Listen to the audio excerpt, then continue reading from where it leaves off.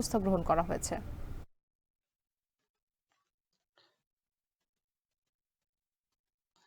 মুক্তি যেমনটি আপনি বলছিলেন যে আবহাওয়া অধিদপ্তর থেকে মূলত দেশের ৪টি বিভাগে বিশেষ করে খুলনা, বরিশাল, চট্টগ্রাম এবং সিলেট এই ৪টি বিভাগে যে ভারী বর্ষণ বা অতি ভারী বর্ষণের যে একটি সতর্কবার্তা দেয়া হয়েছে। এরই মধ্যে আপনি জানেন যে চট্টগ্রাম বিভাগের চট্টগ্রাম জেলা এবং কক্সবাজার, রাঙ্গামাটি, খাগড়াছড়ি, বান্দরবান এই ৫ টি জেলায় মূলত ভারী বর্ষণের কারণে যে ভূমিধসের যে শঙ্কা সেই সতর্কতা বার্তাটাই দেয়া হয়েছে।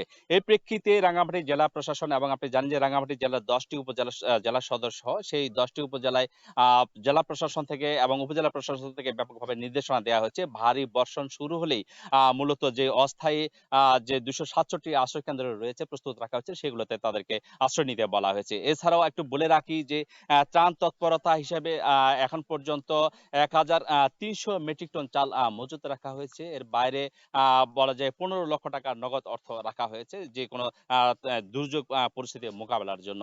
এখানে বলে রাখি যে জেলা প্রশাসনের সঙ্গে আরো যে পুলিশ এবং অন্যান্য যে উদ্ধার কর্মী রয়েছেন সে রেস্কিউ টিম সেগুলো আসলে প্রস্তুত রাখা হয়েছে। যেকোনো পরিস্থিতিতে তারা মাঠ পর্যায়ে তাদের কার্যক্রম চালাবেন।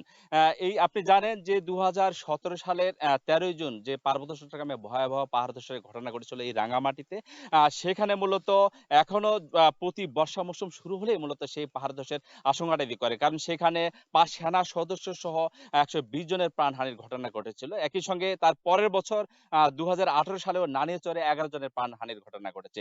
সব মিলিয়ে এই যে প্রাণহানির ভীতি এবং একই সঙ্গে যে আপনি জানেন পাহাড়ের যে পাদদেশে ঝুঁকিপূর্ণ যে বাসিন্দারা বসবাস করছেন, তারাই মূলত এই ঝুঁকিতে রয়েছেন এবং যেকোনো পরিস্থিতিতে তাদেরকে নিরাপদ আশ্রয় নেওয়ার জন্য প্রশাসন থেকে নানাবিধ তৎপরতা আমরা দেখতে পাই। এরই মধ্যে সাম্প্রতিক যে বর্ষা শুরু হয়েছে সেখানে আসলে জেলা প্রশাসন থেকে নির্দেশনা দেওয়া হয়েছে আশ্রয় কেন্দ্রগুলোতে ভারী বর্ষণ শুরু হলেই চলে যাওয়ার জন্য। আমরা সকাল থেকে দেখেছি গুড়ি, গুড়ি বৃষ্টি পড়ছে। এখনো ভারী বর্ষণ শুরু হয়নি। সব মিলিয়ে রাঙ্গামাটি রূপনগর থেকে এই ছিল আমার কাছে সবশেষ। জিয়াউর রহমান জুয়েল যুক্ত ছিলেন রাঙামাটির রূপনগর থেকে।